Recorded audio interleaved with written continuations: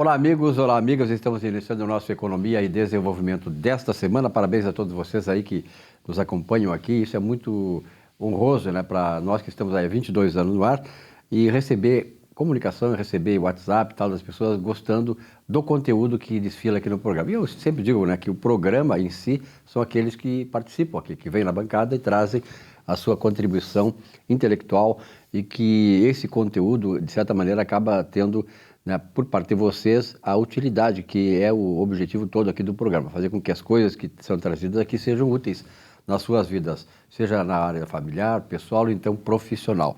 Bom, vamos começar o nosso programa como normalmente fazemos na área empresarial, hoje falando sobre contabilidade. Então vamos ao Conversando sobre Contabilidade.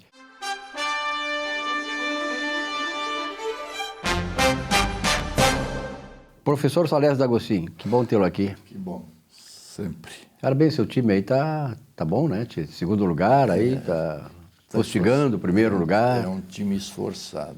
Esforçado. É um time esforçado. Ele tem as suas qualidades, mas querendo ganhar, querendo fazer bem. O primeiro passo para o time ser bom é, em primeiro lugar, querer jogar com vontade, Exatamente. Se for craque, não jogar com vontade, não adianta. Não tem isso mesmo. Então tá. Salésio, temos uma pergunta aqui do Luiz Carlos Lacerda. Ele pergunta o seguinte: sou professor no curso de Ciências Contábeis da cidade de Campo Grande, no Mato Grosso do Sul. Gostaria que, se possível, que o senhor explicasse o significado de forma contábil. Solicito isso porque o artigo 1183 do Código Civil estabelece que a escrituração dos atos de gestão deve ser feita nessa modalidade. E aí, professor? E aí, Luiz? E aí? Luiz, entramos na área da teoria da contabilidade, né? Você sabe que as ciências contábeis nos oferece uma série de teorias, né? Todas elas para dar consistência a nossas práticas, não é isso? Nós executamos, né, as coisas, né?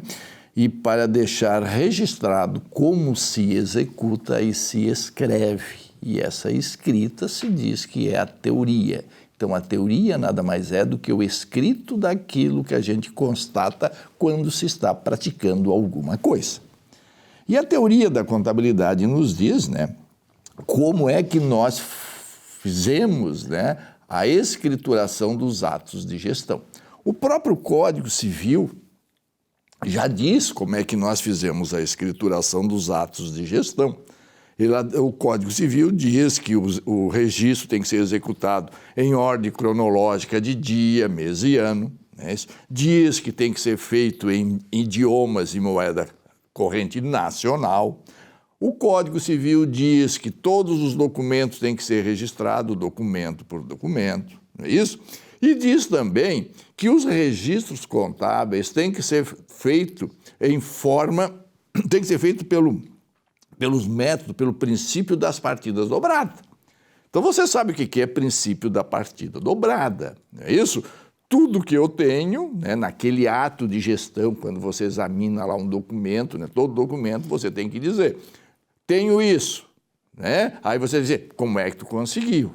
Tenho isso, como é que eu consegui? Então isso é o princípio das partidas dobradas. Eu tenho que identificar o débito e o crédito em todos os atos de gestão, em todos os lançamentos, não é isso? Muito bem. Então, o que acontece? Acontece que, além disso, você tem que obedecer à forma contábil. E aí, meu amigo, o que é que você tem que dizer? O que é forma contábil? Forma contábil é forma patrimonial, não é isso? Contabilidade e patrimônio é o campo de estudo do contador. Então, quando eu digo que a escrituração tem que ser feita em forma contábil, ela está dizendo o seguinte, que eu tenho que fazer os registros de maneira que eu apuro o patrimônio do agente econômico e do agente social. Ou seja, eu tenho que fazer a escrituração alocando, né, incluindo as contas nos grupos do ativo, nos grupos do passivo, nos grupos da despesa, nos grupos de despesa, receitas, e apurar por consequência o resultado, e isso para verificar se esse patrimônio aumentou ou diminuiu.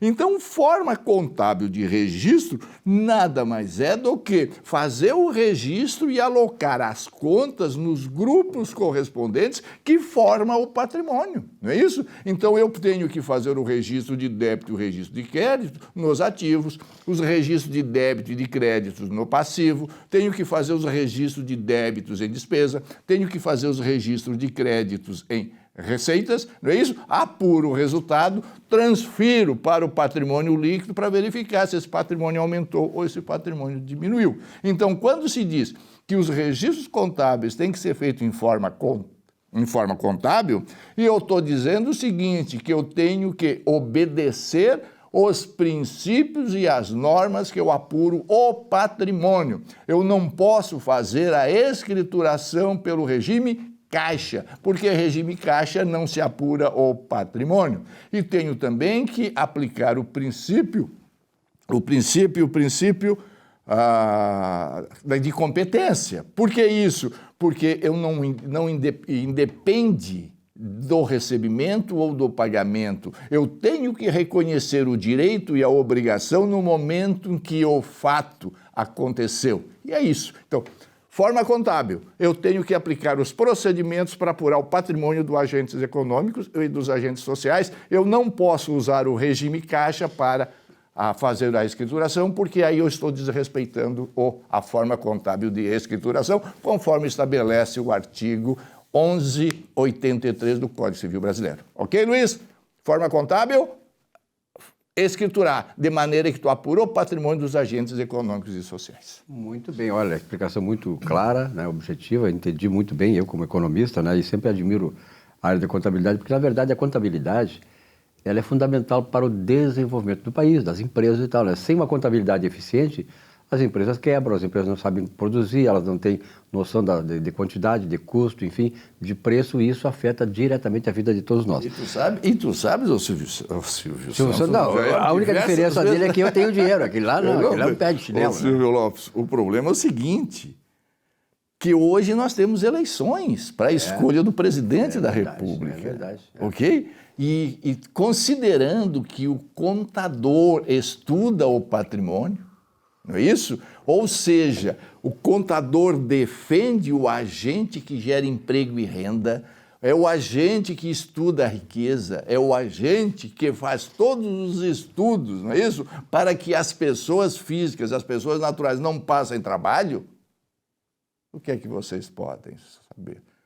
Esses profissionais não podem pensar em votar em ninguém que não seja o sistema que defende a riqueza, que defende a produção, que defende as pessoas. Então, meus amigos, aqui, ó, contador não vota no socialista, não vota em comunista. Contador vota naquele que produz, naquele que quer a distribuição de renda. Então, meus amigos, dei o recado, né? Faz favor. Vamos lá. Aquele que quer a prosperidade, porque nós vamos só combater a pobreza quando houver prosperidade, né? Por exemplo, assim, a civilização ocidental, lá no começo da Idade Média, porque a Idade Média começou em ano 500, depois da queda, do rompimento do Império Romano. E os estados nacionais, aliás, a gente sabe através da história, do pensamento econômico, eles foram se constituindo exatamente assim, ou seja, na questão da ética, da moralidade e tal. Por exemplo, o grande império inglês, que foi lá em 1688, teve a Revolução Gloriosa, que estabeleceu uma série de princípios éticos para que a Inglaterra se tornasse o que foi, e depois, um século depois, liderasse a Revolução Industrial. A Inglaterra teve 3 itens fundamentais para se desenvolver e ser a grande nação que foi e ainda é. A questão da misericórdia, ou seja, do amparo às pessoas mais pobres, das pessoas necessitadas, o comércio, né? O comércio e as liberdades individuais que estão perigando no Brasil. Por isso é importante ter um recado. Não, é importante sim. E outra coisa é o seguinte, o patrimônio, o estudo do patrimônio, né, como ciência, começou a partir de 1490, ok? E é isso, então, contador não pode votar em outro que não seja o Bolsonaro, ok? Dei o recado de forma direta, tá, contador? Professor, vamos lá. Rapidinho agora, vamos descer lá de Mato Grosso do Sul para Santa Catarina, o melhor estado disparado do Brasil. Santa Catarina nunca foi governado pela esquerda, por isso que é hoje o estado de maior prosperidade, de justiça. Lá, praticamente, não tem desemprego. Quem está desempregado lá é porque não quer trabalhar. Professor, o Adalberto Santos de Blumenau, grande, conheço Blumenau, Santa Catarina. Professor, quando sei que uma pessoa jurídica é do tipo empresária ou quando sei que ela é do tipo simples? Adalberto, empresário é aquele profissional que exerce a sua atividade econômica de forma organizada. E as sociedades anônimas, ok? Está previsto na lei, no Código Civil Brasileiro. Então, toda vez que tu exerce uma atividade econômica organizada e as sociedades anônimas, essas pessoas jurídicas são consideradas empresárias. E o seu registro é feito aonde? Na junta comercial. Então, verifica que no momento que eu tenho uma pessoa jurídica organizada, né? E desenvolvo a minha atividade econômica, o que é que acontece? O meu objetivo é obter lucro. Eu me organizo para obter lucro. Então, uma atividade econômica, ela é empresária quando o objetivo do seu empreendedor é ter lucro, é a remuneração do capital investido, diferentemente da simples. Porque o tipo simples, ela pode ter atividade econômica, mas não atividade econômica organizada. Quando é que uma atividade econômica não é organizada? Quando o objetivo não é o lucro, é o trabalho. Eu crio uma microempresa para quê? Veja só, microempresa. Eu poderia considerar uma microempresa como um empresário? Não. Por quê? Porque o microempresário, a preocupação dele não é o lucro, a preocupação dele é o trabalho. Então, a pessoa jurídica do tipo simples é aquela que exerce atividade econômica não organizada e aquelas que não obtêm lucro, aquelas que se preocupam com o trabalho. Então, o objetivo de uma pessoa jurídica do tipo simples é servir, né? É prestar trabalho para as pessoas e seus membros. Então, vamos lá. Pessoa jurídica empresária, aquela pessoa que exerce uma atividade econômica organizada e as sociedades anônimas. Essas pessoas jurídicas têm por objetivo obter lucro. E ter lucro significa dizer remunerar o capital que ele investiu. Pessoas jurídicas do tipo simples são aquelas pessoas que se preocupam com o trabalho. Se preocupa com o trabalho e o objetivo não é obter lucro. Ou seja, a preocupação dela é com as pessoas, ok? Então, é isso. Então, é muito simples. E quando se diz, o que é uma atividade econômica? Atividade econômica é aquela atividade que qualquer um pode executar. Tu não estás vinculado a um título universitário, a uma habilitação profissional. Essa é econômica. Sapateiro. Qualquer um pode ser sapateiro, se disser assim, é uma atividade econômica. Engraxate. Engraxar sapato. Qualquer um pode executar? Pode. Então é uma atividade econômica. Qualquer um pode ser médico? Não. Por quê? Porque precisa do diploma. Aí não é econômica. Qualquer um pode ser contador? Não. Tem que ter o diploma. Então isso não é atividade econômica. Qualquer um pode ser economista? Não. Então isso não é atividade econômica. Isso é atividade profissional. A atividade econômica são as atividades que qualquer um pode executar. E esse que qualquer um pode executar, eu tenho que registrar onde? Se for organizada para obter lucro, junta comercial. Se não for organizada para não obter lucro, mas sim para pensar no trabalho da pessoa, nos cartórios especiais de pessoa jurídica. Muito, professor. Muito obrigado pelas explicações. Eu acho que os dois temas aí importantes e foram muito bem esclarecidos. Um grande abraço, até a próxima. Até a próxima e esperamos que tudo dê certo neste Brasil.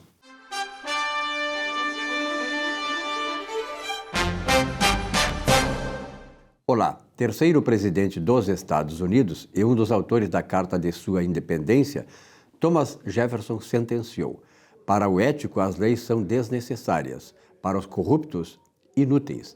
Nada mais atual. Estamos decidindo nosso futuro, do Brasil. Depende de nós exclusivamente escolher entre a ética e a corrupção. Verdade que o povo brasileiro despertou para a política. Já era hora. As civilizações que deram certo apostaram na ética. Pela corrupção, desapareceram. Ainda carecemos de discernimento intelectual. Prevalece a geração dos Big Brothers e das novelas, sem noção para saber que dela depende o seu futuro e o futuro do Brasil. Um dia ainda seremos uma grande nação. É a esperança. Isso é o que me inspira e dá alegria de viver por aqui. Uma boa semana.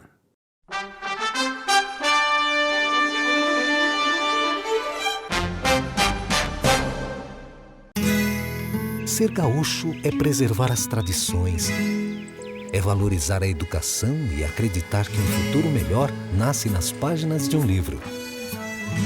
É nossa tradição trabalhar duro. Temos orgulho do suor que escorre do rosto. Ele reconforta a alma e sedimenta uma vida digna. É nossa tradição valorizar o passado para desenvolver o futuro. CMPC Celulose Rio Grandense. Desenvolvimento é a nossa tradição. Já pensou em ter o seu próprio canal de TV corporativa, exclusivo e impactante? Somos a solução para empresas que desejam modernizar seus processos de comunicação. Solução Mídia Digital, transformando a forma como você se comunica. Um show de humor gaúcho sem palavrão e com muita alegria e interatividade. Zurba Fagundes. Mais de 300 espetáculos no Rio Grande do Sul, Santa Catarina e Paraná, nos melhores palcos do Brasil. 2 vezes finalista no Festival da Mentira de Nova Brécia. Atração no Show do Tom. Programa Silvio Santos e Ana Hickman. Teatro, congressos, encontros, jantares, brigas de casal e bocas livres em geral. Zurba Fagundes. Diversão garantida ou seu mau humor de volta. Contrate esse artista gaúcho antes que ele morra de fome.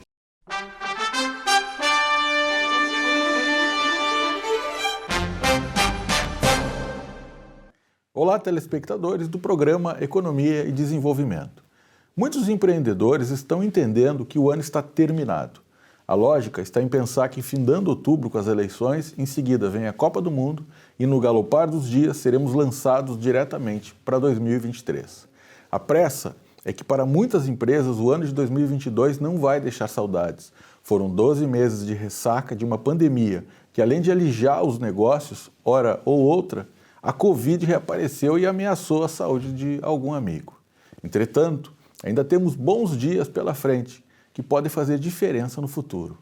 Eu entendo que às vezes dá vontade de largar tudo e tentar voltar somente quando o cenário dos negócios estiverem melhores.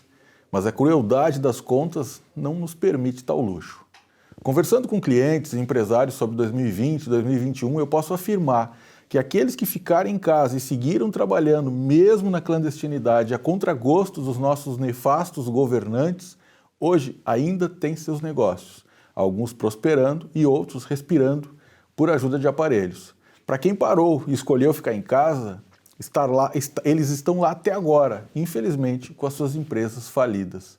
O que nos resta, apesar dos pesares, é levantar a cabeça e trabalhar duro. Isso serviu para a época da pandemia e serve também para esse finalzinho de ano. Uma boa semana a todos. Muito bem, nesse espaço do nosso Economia e Desenvolvimento desta semana, nós vamos falar sobre um assunto importante, que é a questão da recuperação fiscal dos entes, digamos assim, estatais, estados, municípios e a própria Federação Brasileira, o próprio Estado Nacional. Nós sabemos, ao longo de muitos anos, a gente vem discutindo a questão da carga tributária, que é muito alta, elevada e tal, para as condições da sociedade brasileira, e complexa, né? Complexa e alta, e isso traz problemas, inclusive, para os municípios, os pequenos municípios do interior, e que acabam tendo que arcar com despesas elevadíssimas e ainda pagar a questão fiscal com o município, com o Estado e com a Federação, com o governo federal. Mas, em relação aos municípios, tem boas notícias, e essas boas notícias quem traz é o doutor Gustavo Bernardi. Então, Gustavo Bernardi, obrigado pela sua participação, né? E é importante essa questão que o senhor traz aí de recuperação fiscal dos municípios agora que podem respirar melhor. Silvio, nós viemos trazendo aqui sempre, né, ao longo do teu programa, vários municípios, né, se viram com uma dívida fiscal dos contribuintes muito grande, né? Essa dívida, bem da verdade, ela já vinha crescendo. Com a pandemia houve o fechamento, né, o recrudescimento da economia, né, ou seja, fechou o comércio, as pessoas pararam de trabalhar, ficaram em casa. Nós já falamos aqui de Porto Alegre, falamos aqui de Torres, falamos aqui de Gravataí, falamos aqui de dezenas de municípios. E ontem, a prefeita Cirlei, lá de Taquara, sancionou a lei do município de Taquara. Qual é o diferencial do município de Taquara? Taquara resolveu permitir um programa de renegociação fiscal das pessoas físicas, mas também das jurídicas, né? Então, todo aquele contribuinte, pessoa física ou jurídica, que tem dívidas com o município de Taquara, cujas dívidas foram lançadas até dezembro de 2021, podem renegociar. E é interessante que a renegociação em Taquara foi bastante agressiva, né? Ela planeja até 72 meses de parcelamento e de 100% a 40% de desconto sobre as multas e juros. Então, se você quiser quitar entre 1 e 12 parcelas, você recebe 100% de desconto nas multas e juros. Se você quiser parcelar em 24 parcelas, eu até trouxe aqui uma colinha, então, com 100% de desconto de multa de juros, você parcela em até 12 vezes. Com desconto de 75% de juros e multa, você parcela em até 24 vezes. Com desconto de 60% dos juros e multa, você parcela em até 48 vezes.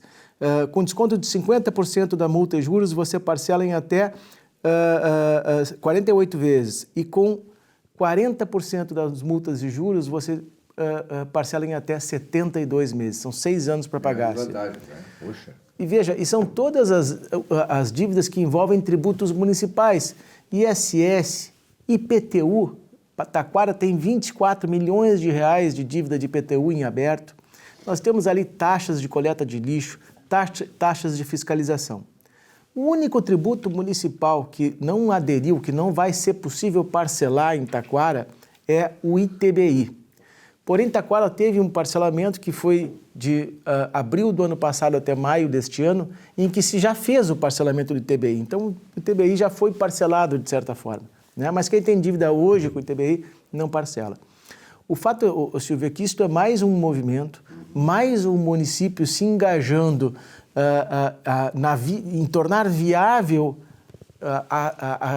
regular a situação fiscal do contribuinte. Nós temos visto isso aqui no Estado do Rio Grande do Sul em dezenas de municípios e eu acho que aqueles que não aderiram ainda têm que aderir porque a situação fiscal do contribuinte ainda é severa aqui no Estado do Rio Grande do Sul, né? A dívida fiscal com os entes municipais no Estado do Rio Grande do Sul é muito alta, né?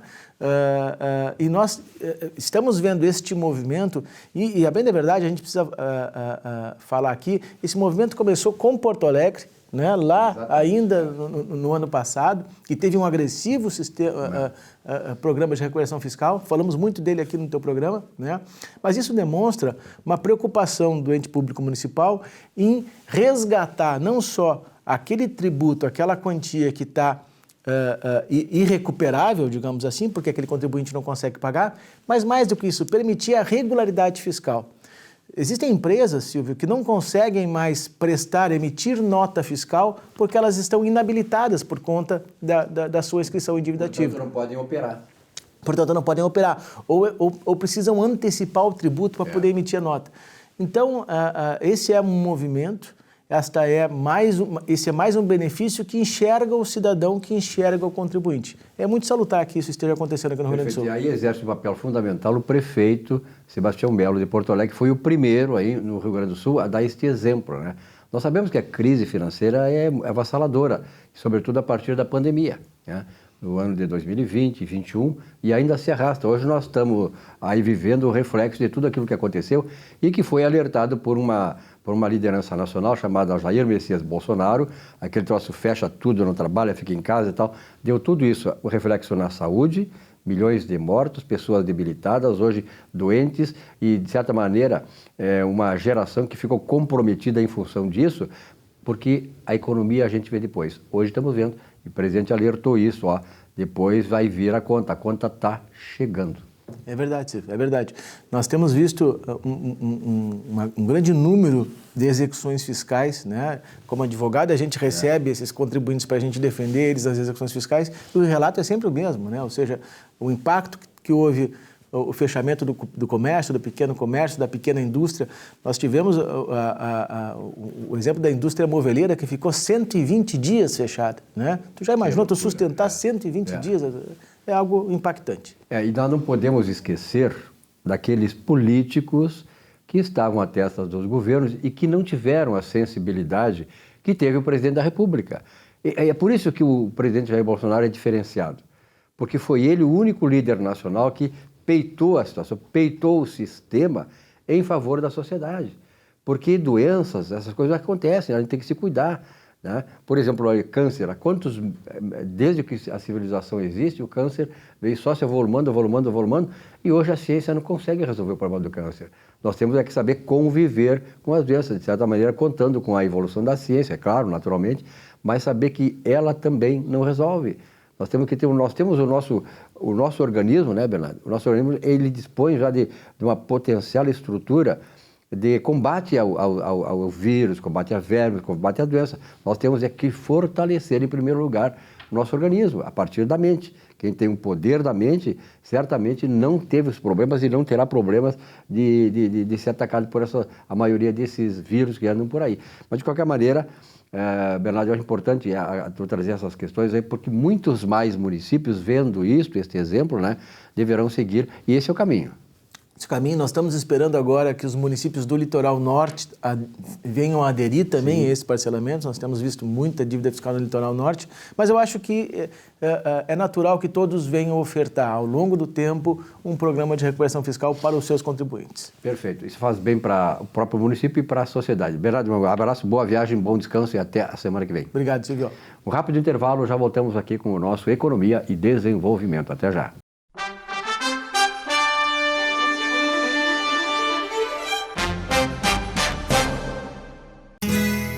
Ser gaúcho é preservar as tradições, é valorizar a educação e acreditar que um futuro melhor nasce nas páginas de um livro. É nossa tradição trabalhar duro. Temos orgulho do suor que escorre do rosto. Ele reconforta a alma e sedimenta uma vida digna. É nossa tradição valorizar o passado para desenvolver o futuro. CMPC Celulose Rio Grandense. Desenvolvimento é a nossa tradição. Já pensou em ter o seu próprio canal de TV corporativa, exclusivo e impactante? Somos a solução para empresas que desejam modernizar seus processos de comunicação. Solução Mídia Digital, transformando a forma como você se comunica.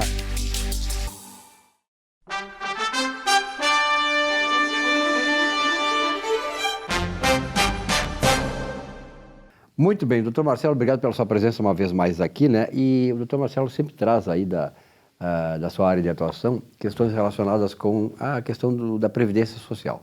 Isso é importante, eu sempre digo o seguinte, tem pessoas que aí são mais jovens e tal, nem estão aí para essas coisas, mas é bom já ir se preparando, né? Porque lá, isso aí chega rápido, a gente que sabe disso, chega muito rápido, e você tem que ter o conhecimento, saber como é que vai proceder para ter lá adiante, não ter problemas e ter uma aposentadoria tranquila para você ter a sua vida tranquila naquela idade que você mais precisa justamente deste amparo financeiro. Doutor Marcelo, obrigado pela sua presença. O que conta como tempo de contribuição para a aposentadoria do INSS? Olá, Silvio, muito obrigado pelo convite. E eu resolvi trazer esse tema hoje porque nós que lidamos com o direito previdenciário no cotidiano sabemos exatamente o que pode contar como tempo de contribuição.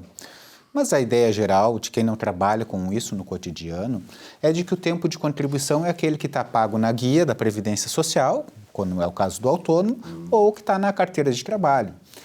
Só que é um universo maior do que isso. E é interessante tu puxar essa questão de quando a pessoa é jovem ela não se preocupa com isso, porque realmente a pessoa deve se preocupar isso a hora que as provas estão na mão.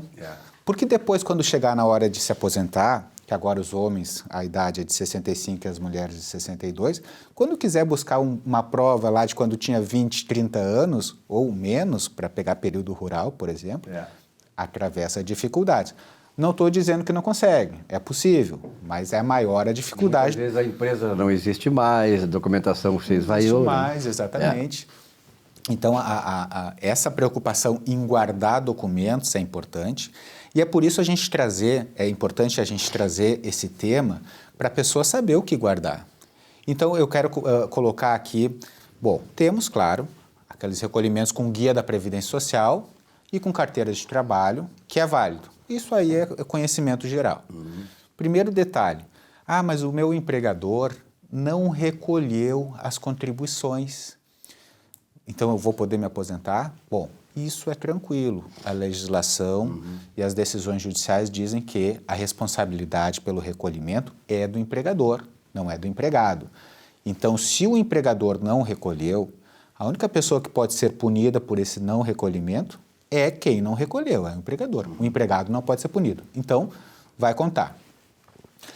É muito comum as pessoas que vêm para a cidade terem tido uma infância no campo, uma infância, adolescência, primeira fase adulta no campo. Esse período rural pode ser contado como tempo de contribuição e pode inteirar para o benefício da aposentadoria. Tá? Outra situação, aquelas pessoas que serviram o exército, o serviço militar também é contabilizado para a aposentadoria. Tá? Então, guarda os comprovantes, guarda os documentos. Aquela pessoa que trabalhou fora do país, isso é comum, muitas vezes a pessoa na primeira fase da idade adulta, ou mesmo em qualquer época da vida, passar uma época fora do país e exercer uma atividade profissional lá. Olha, são dezenas de países, mais de 50 países com os quais o Brasil tem um acordo de cooperação previdenciária. Tanto quem veio trabalhar de lá para cá consegue contabilizar no sistema previdenciário lá, quanto quem sai do Brasil, trabalha lá e volta, consegue contabilizar aquele período aqui. Tá? Então, se você trabalhou fora do Brasil, fique atento, porque você pode contar esse tempo também. Residência médica. Muitas pessoas não sabem. Hoje em dia, os médicos que estão chegando na idade de se aposentar agora não sabem que podem contabilizar aquele período de residência. Até 1990 não precisaria nem sequer ter contribuição previdenciária, bastava ter um retorno do governo, fosse através de bolsa, através de alimentação. Até porque o médico é obrigado a fazer a residência médica. Exato. Né? Então, período de residência médica, já tivemos aqui, então, período rural, período fora do Brasil, período militar, período de residência médica. Aqueles professores que exerceram a atividade do magistério antes de 1981 conseguem converter esse período como especial. Então, vai ter aquele período lá e vai somar, às vezes soma alguns meses, mas vai ser decisivo para conseguir se enquadrar numa dessas regras de transição que nós tivemos depois da reforma da Previdência. Outra situação que eu gostaria de trazer são as situações de quem exerceu atividades especiais, insalubres ou perigosas. Até 12 de novembro de 2019, esses períodos podem ser convertidos, acrescenta-se 40% para os homens e 20% para as mulheres, e esse tempo é somado para contabilizar para a aposentadoria. Depois de 12 de novembro já não é mais possível fazer a conversão, questão da reforma, mas antes, sim. Então, nós temos aí mais uma forma de contabilizar tempo de contribuição que pode trazer muitos benefícios para as pessoas. Para encerrar essas situações, eu gostaria de trazer uma situação peculiar. Às vezes, a pessoa perdeu a carteira de trabalho e pensa que não pode contar com aquele período. Bem, primeiro, hoje em dia tudo, em tese, fica registrado nos sistemas informatizados do governo federal. Então, a princípio, vai estar lá registrado. Se não tiver, é possível buscar com um empregador, e quando o empregador já faliu, como tu bem colocou no começo do programa, quando o empregador já faliu, pode buscar no sindicato ou com o síndico da massa falida. As fichas de registro de empregado da pessoa, a ficha de registro do empregado registrado na ficha anterior e na posterior, para mostrar que aquela ficha é verdadeira, que segue uma cronologia de numeração. Então, a gente vê que são documentos que podem ser obtidos e que mesmo que a pessoa perdeu a carteira, vai conseguir ter aquele período contabilizado ali. Tá? Então, nós tivemos aqui exemplos de como é possível aumentar o tempo de contribuição, além daquele que está registrado em carteira e no carnê, ou guia da Previdência Social, para a pessoa conseguir atingir benefícios antes ou mesmo depois da reforma da Previdência Social, conseguir um enquadramento em alguma das regras de transição. Entre serviço público e privado, entre regime geral e regime próprio de previdência social, são 9 regras de transição. Todas elas para evitar que a pessoa tenha que trabalhar até os 65 anos de idade ou 62 anos a mulher. Então, são formas de antecipar. Claro, perfeito. São formas de não prejudicar aquele pessoal que estava quase se aposentando e quando chegou a reforma da Previdência viu que seria muito depois. Então, obviamente, tem esses sistemas de amortecimento. E, às vezes, a gente conseguir averbar algum período rural, algum período especial, faz com que a pessoa consiga se enquadrar numa das regras de previdência, de transição para a aposentadoria, e antecipar a aposentadoria aí 1, 2, 3, 4, 5 anos.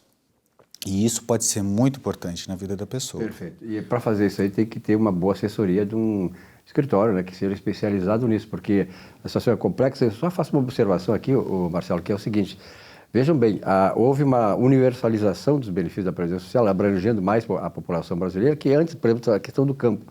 O pessoal do campo lá, tempos atrás, eram completamente esquecidos, né? Esse pessoal ali ficava a ver navios com isso. Eles foram amparados e tal, e assim, todas essas questões que foram citadas por ti.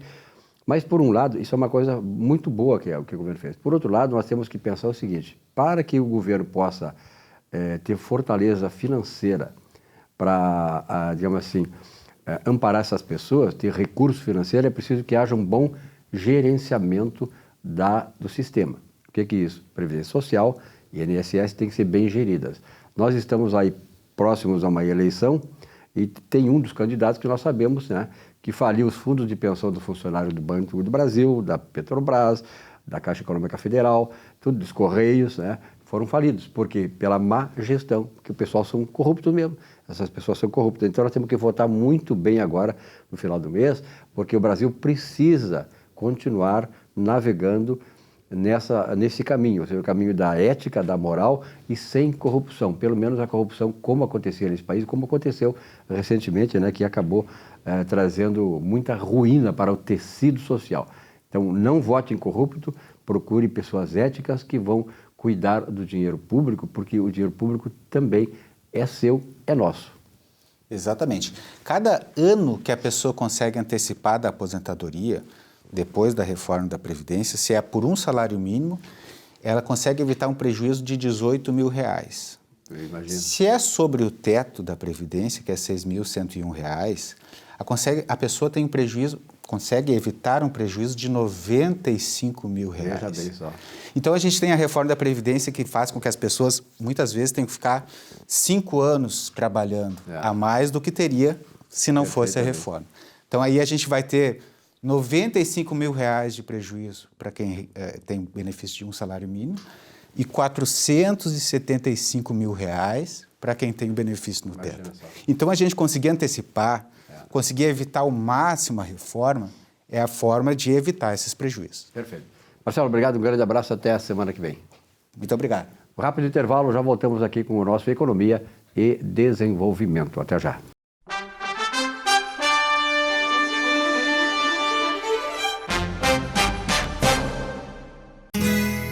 Ser gaúcho é preservar as tradições, é valorizar a educação e acreditar que um futuro melhor nasce nas páginas de um livro. É nossa tradição trabalhar duro. Temos orgulho do suor que escorre do rosto. Ele reconforta a alma e sedimenta uma vida digna. É nossa tradição valorizar o passado para desenvolver o futuro. CMPC Celulose Rio Grandense. Desenvolvimento é a nossa tradição.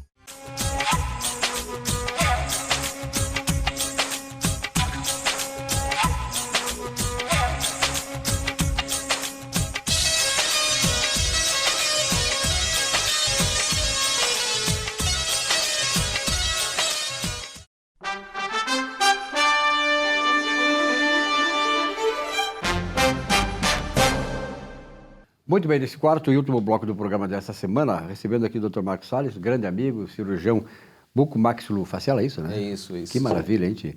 Bom, Marcos, eu sei que tu é um cara que viaja muito, vai para o interior, fora daqui também do Rio Grande do Sul, exercendo essa sua profissão, né, para embelezar as pessoas e trazer mais vida, trazer alegria, enfim, e elevar a autoestima das pessoas, que quando fazem esse tipo de coisa facial, elas realmente sentem muito melhor.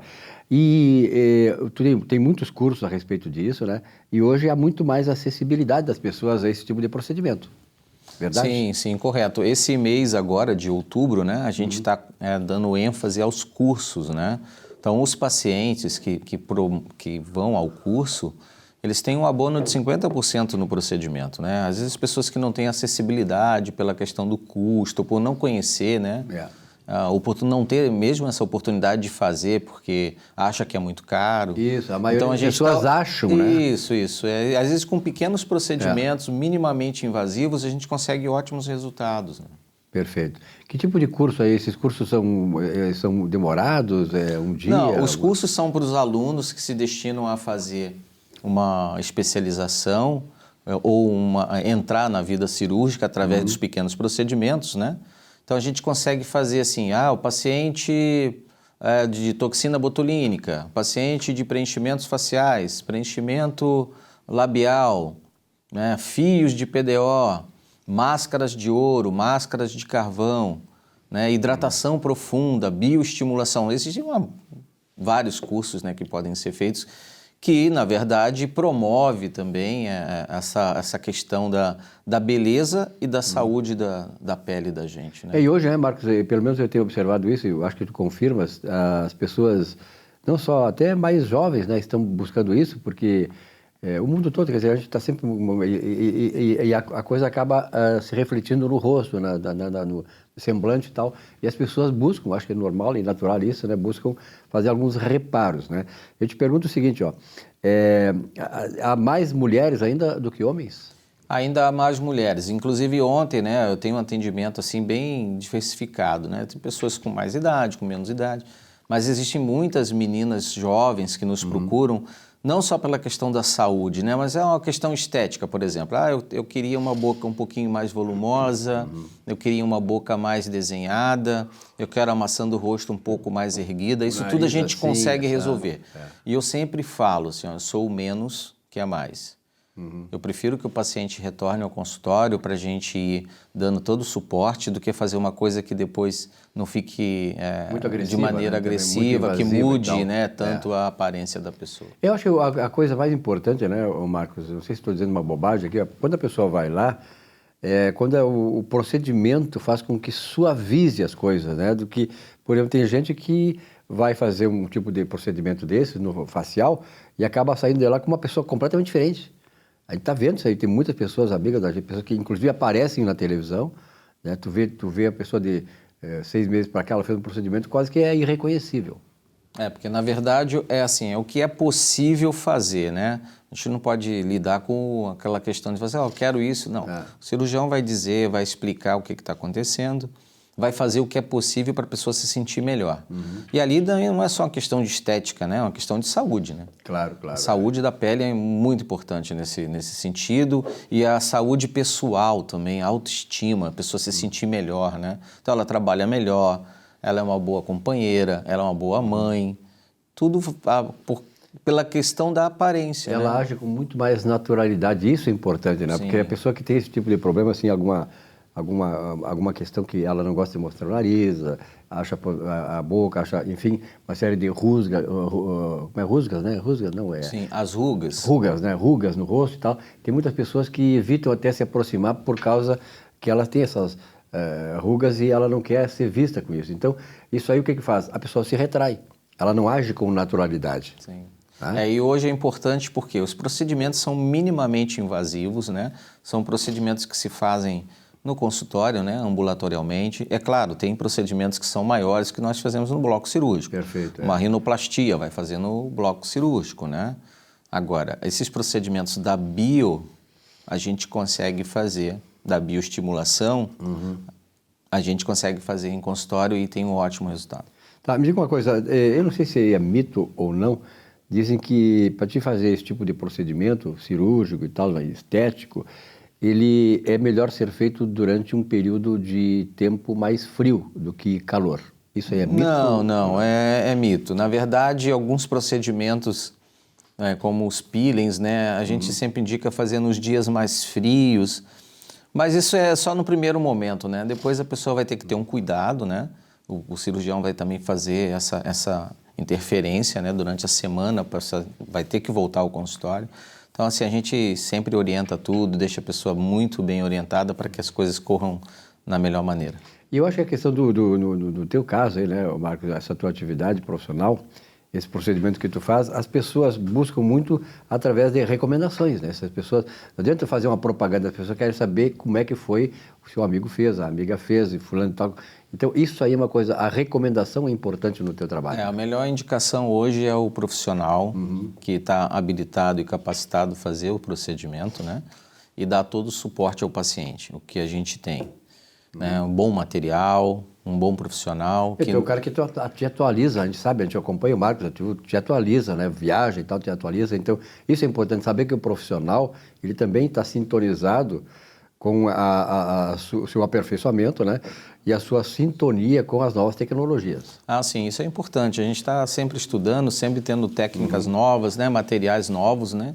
Que possam surgir. A gente está sempre de olho nisso para poder dar um bem-estar ao paciente, né? E está sempre fazendo coisas novas. Perfeito. Né? E quem vem do interior aqui tem como ficar lá também. Tem. Né? Na verdade, a clínica, o consultório, a gente fica com um suporte do flat, né? Que é um hotel. Então, se a pessoa quiser vir de fora... Lucas de Oliveira, né? É na Lucas de Oliveira. Qual é o número lá da Lucas? Lucas de Oliveira, 1085 ou 1081. Vai estar no vídeo aí para vocês conferirem. Então, assim, o flat oferece hospedagem. Então, vai fazer um procedimento. Faz hoje, amanhã eu dou uma olhada no paciente, se for necessário dar alta, mas ele tem todo o conforto, né, de estar no seu quarto, com todo o seu carinho, se alimenta. Então, a gente vai estar lá, é uma visão mais holística. Vou estar lá muito próximo dele, né? Marcos, um grande abraço, parabéns, sucesso lá. Muito obrigado. Até a próxima. Tudo de bom. Muito bem, neste bloco da área da saúde, né? Nós estamos hoje com esse bloco, o terceiro bloco do programa da área da saúde. Estou recebendo com muito orgulho aqui o Dr. Silvio Pereira. Tem um bom nome, né, Silvio? Obrigado pela tua presença aqui. Meu xará. Esse nome é maravilhoso, né? E ainda ele é de Rio Grande, Rio Grandino, né? Rio Grandino, com orgulho. Natural de Rio Grande. Mas percorreu o Brasil inteiro aí, né? Já percorri, já morei em diversos lugares, já conheci várias culturas. E acho que isso que é muito enriquecedor. Que legal, né? Ter contato com outras regiões enriquece muito até nos pensamentos. Né? É verdade, abre a cabeça, né? Porque o gaúcho é bairrista, né? É verdade. O baiano, eu gosto muito da Bahia, fui muitas vezes a trabalho na Bahia, em Salvador e tal, né? E realmente o baiano tem algumas coisas iguais a nós, assim, eles são muito apegados à sua tradição, né? O baiano, e tem uma coisa que eu percebi morando, né? Que a gente tem uma ideia do baiano preguiçoso. Não, o baiano é prático. Trabalhador. Prático e trabalhador, é verdade. E ele trabalha e deu para a vida dele. Ele não trabalha para acumular muitos bens, mas ele trabalha para viver bem. Para viver, com alegria. O baiano é muito alegre, um povo muito alegre. O que ele produz, ele procura aproveitar isso, né? Bom, o doutor Silvio esteve aqui, está aqui naturalmente porque ele é médico, cirurgião geral e cosmético. Nos Estados Unidos é chamado de cosmético, mas aqui é estético, né? Estético, cirurgia estética. Cirurgia estética e tal. E temos a clínica, que é uma clínica multidisciplinar, onde trabalhamos toda essa área. Trabalha com cirurgia plástica também, cirurgia capilar também estamos trabalhando atualmente. Implante capilar, né? Você está falando com... Não só o implante, mas também o cuidado com esse cabelo. Exatamente. Já ouvi muitos comentários que a pessoa faz depois, caiu. Não, tem que ter o cuidado com esse cabelo. E aí, esse é um diferencial, a gente procura cuidar, tratar realmente. Interessante essa colocação que o senhor faz aí, quer dizer, implanta, mas tem que cuidar, cai. Pode não cuidar, cair novamente. Aí varia assim, em função de várias alterações que podem ocorrer com o couro cabeludo ou ainda, e principalmente, endógenas, tanto nutricional quanto alterações hormonais. Então, a gente tem que pensar nessa área também, porque senão eu planto... Imagina fazer uma plantação. A gente trata, cuida, mas tem que irrigar, tem que ter de onde se manter aquela... A gente prepara a terra, né? Tem o preparo da terra. Prepara, tal, mas depois também, muitas vezes tem que adubar de novo, muitas vezes tem que botar alguns produtos para cuidar, para vingar. O cabelo também passa por essa... Doutor Silvio, vou lhe fazer uma questão que é a seguinte, que eu tenho observado, a gente que circula muito aí e tal, mulheres perdendo cabelo. É uma queixa muito comum. É uma queixa muito comum das mulheres. Perda de cabelo, é normal perder cabelo, tá? Perda de cabelo é em torno de 100 fios, em média, por dia. Tá? Começa a aumentar muito, chega a 200, 300 Quantos fios por fios dia, tem uma já é uma queda acentuada. Quantos fios de cabelo uma cabeça normalmente tem esse dado? Em torno de 100 a 150 milhões de fios. Milhões. Isso. Com isso, o que acontece? Parece que não tem muita queda. O Saúl aqui já está com 50 e pouco, né, Saúl? Não, mas tá ele está numa né? fase boa ainda para começar o implante. Né? Isso é um detalhe importante, sabe? Porque às vezes as pessoas imaginam que, para fazer um implante capilar eu tenho que esperar ter uma calvície total. Ou tá lá no meio da cabeça. Né? Não, muitas vezes, pequenas entradas ou médias entradas, eu costumo dizer, que é quando chama mais atenção, já é a indicação de fazer o implante. Porque quando tu faz ali, já consegue reter, já diminui essa queda. E muitas vezes estimula o retorno de outros fios, outros folículos que estavam adormecidos. Isso é bem em pauta hoje. Nas mulheres, como tinhas comentado, muitas vezes as mulheres vão reclamar quando está bem ralinho, né? Mas é uma coisa que dá para atentar. Costuma-se avaliar que a calvície feminina é diferente da masculina, que vai avançando. Na feminina, ela é abrir das águas. Então, aquela linha média vai ficando um pouco mais alargada. A mulher notou que, já está diferente. Antes ficava um risco, agora já está ficando um dedo. Isso já é sinal que já começou uma calvície. Pode levar um pouco mais de tempo, mas já é um indício de uma calvície. E isso tem tratamento, muitas vezes clínico, consegue conter, e até implante mesmo naquela região que faz um reestímulo, repovoando a área. Doutor Silvio, muitas vezes ao longo da minha vida, principalmente quando eu era mais jovem, bem mais jovem, dizia-se que o cabelo caía porque a gente lavava o cabelo todo dia. Isso procede? Não é bem em função disso. Ele tem diversas causas que produzem a queda. O lavar o cabelo todos os dias é manter o cabelo limpo e saudável. Há uma história do cabelo quando lava à noite deixa molhado. O que pode acontecer? Pode estimular a presença de fungos, alguma coisa assim, tornar mais quebradiço. Mas as causas em geral de queda de cabelo, elas podem ser tanto hereditárias, né, hormonais, pode ser nutricional. Tivemos agora na Covid, o pessoal percebeu bastante que houve uma queda, né? Todo mundo reclamando que caiu bastante o cabelo, depois começou a recuperar, porque é uma alteração nutricional. Tanto que na clínica, hoje a gente trabalha com medicamentos injetáveis, que a gente consegue dar uma oferta maior da nutrição, tá? Ou reposição hormonal, se necessário, para que haja essa força de dentro para fora. Ou seja, a gente prepara esse corpo para ter uma melhor resposta. Afinal, a partir dos 30 a gente começa a envelhecer. E isso significa o quê? Os hormônios começam a diminuir. Antigamente a ideia era diferente, a gente vai envelhecendo e os hormônios vão caindo. Hoje já se sabe que, à medida que os hormônios vão reduzindo, a gente vai envelhecendo. Então, no momento que tu começa a tratar internamente para manter a homeostase, para manter o organismo num ritmo, ele vai dar a resposta de acordo com esse ritmo, tanto física, interna, quanto externamente. O senhor é especialista nessa área capilar, né? O cabelo branco, ele tem alguma coisa, explicação genética ou é a questão do tratamento? Tem uma questão genética, porque tem muita herança. Tem gente que lá pelos 19 anos, 20 anos já tem cabelo branco. Isso, já tem. Isso já vem, muitas vezes, já vem de família mesmo. Então, se manifesta essa questão genética. Mas também tem o que a gente chama de canice. O cabelo vai ficando mais envelhecido e tem dificuldade de acumular a melanina. Também tem tratamentos que conseguem reverter esse processo, muitas vezes, passando pela parte nutricional. Por isso, hoje é ligado tratamento interno, que é o nutricional, hormonal, tratamento local, pode ser tópico, com loções, shampoos, e tratamento que pode ser um pouquinho mais invasivo, que é a aplicação local de ativos, onde se faz injetável na região.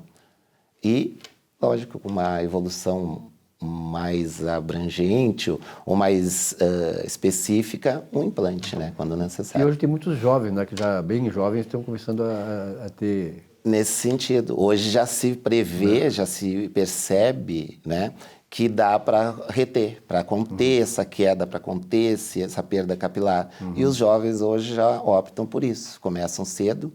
Até porque, assim, ó, quando a gente faz o implante, vai fazer um cortezinho, vai colocar um fio. Não é só o fio que eu estou colocando, aquele corte ali está estimulando a circulação, que é o que mantém esses fios. Então, no momento que está uma área já pouco definida, eu até posso dar o exemplo meu, já estava aqui, ó, atrás. Uma rarefação, e aí a gente fez a aplicação. O que acontece?